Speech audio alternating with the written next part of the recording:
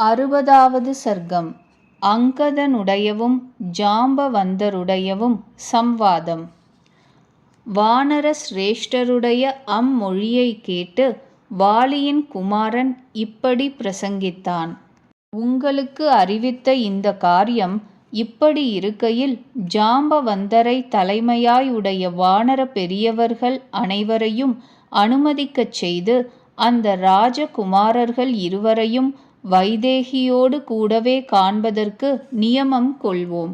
நான் ஒருவனே ராட்சச கணங்கள் உள்பட அந்த லங்காபுரியையும் மகாபலிஷ்டனான ராவணனையும் வலுவு கொண்டு தொலைக்கப் போதுமானவன். வீரர்களும் பலவான்களும் தைரியசாலிகளும் அஸ்திர வித்தைகள் அறிந்தவர்களும் சூரர்களும் ஜெயத்தை கோரிய வானரர்களுமான உங்களோடு கூடினவன் என்றால் சொல்லவும் வேண்டுமா? நான் போரில் கைச்சண்டையிலேயே ராவணனை சைன்யங்கள் உள்படவும் கூட வந்தவர்கள் உட்படவும் புத்திரர்கள் உட்படவும் சகோதரர்கள் உட்படவும் வதைப்பேன்.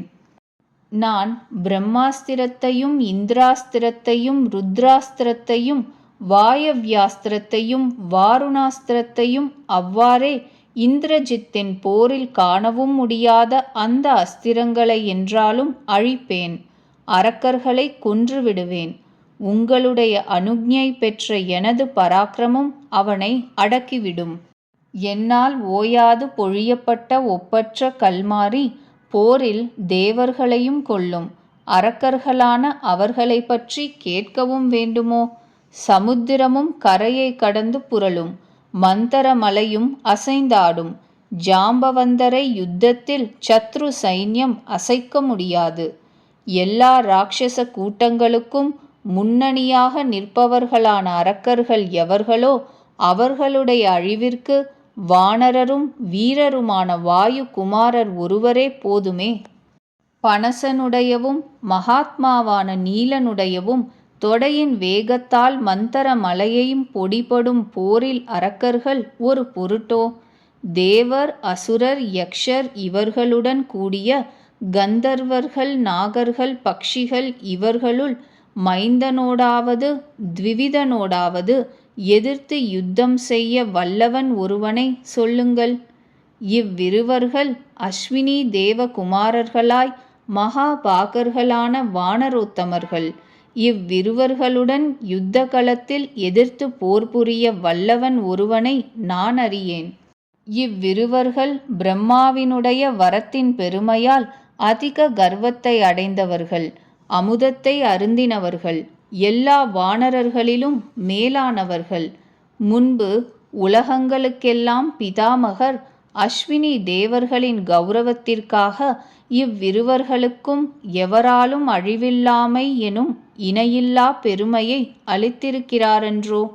வானரர்களாகிய இவ்விரு வீரர்கள் வரத்தின் பெருமையால் தேவர்களின் மகத்தான சைன்யத்தையும் ஹதம் செய்து விடுபட்டவர்களாய் அமுதத்தை அறிந்தினவர்கள். வானரர்கள் யாவரும் ஒரு புறம் இருக்கட்டும். பயங்கரர்களான இவ்விருவர் மாத்திரமே குதிரை தேர் யானை இவைகளுடன் கூடிய லங்கையை தப்பாமல் அழிப்பதற்கு போதுமானவர்கள். வானரர்களே, வர்த்தமானம் அறிந்து கொண்டவர்களான நம்மால் இந்த சந்தர்ப்பத்தில் சீதையையும் கூட அழைத்து போகாமல் மகாத்மாவான ஸ்ரீ ராகவரது சந்நிதிக்கு செல்லத்தகாது. பேர் பெற்ற பராக்கிரமசாலிகளான உங்களால் தேவி காணப்பட்டால், ஆனால் அழைத்து கொண்டு வரப்படவில்லை என்று அங்கு அறிவித்தல் அயுக்தம் என்று நினைக்கிறேன். வானரோத்தமர்களே, தேவாசுரர்கள் உள்ளிட்ட உலகங்களிலும் பறப்பதில் நமக்கு ஈடானவன் ஒருவனும் கிடையாது. பராக்கிரமத்திலும் ஒருவனும் கிடையாது. அந்த அரக்கர்களின் இவ்வண்ணம் ஹனுமாரினால் வீரர்கள் இறந்து போன பின் ஜானகியை அழைத்து கொண்டு நாம் செல்வோம். இது விஷயத்தில் செய்யத்தக்கது இதை தவிர வேறு என்ன இருக்கின்றது? காரியங்களில் நிபுணரும் வானரர்களுக்கு தலைவருமான ஜாம்பவந்தர் பரம பிரீத்தி கொண்டவராய் இவ்விதமான அபிப்பிராயம் கொண்ட அங்கதனை பார்த்து சாரமுடையதான இந்த மொழியை உரைத்தார். அரசகுமாரா, எப்படி தாம் உத்தேசிக்கிறீரோ இந்த அபிப்பிராயம் நமக்கு இப்பொழுது அசாத்தியமானது இல்லை. ஆயினும் ஸ்ரீராமருடைய தீர்மானமான திருவுள்ளம் எப்படியோ அப்படியே தாங்கள் காரியத்தின் சாதகத்தை கவனிக்க வேண்டும். 60வது சர்க்கம் முற்றிற்று.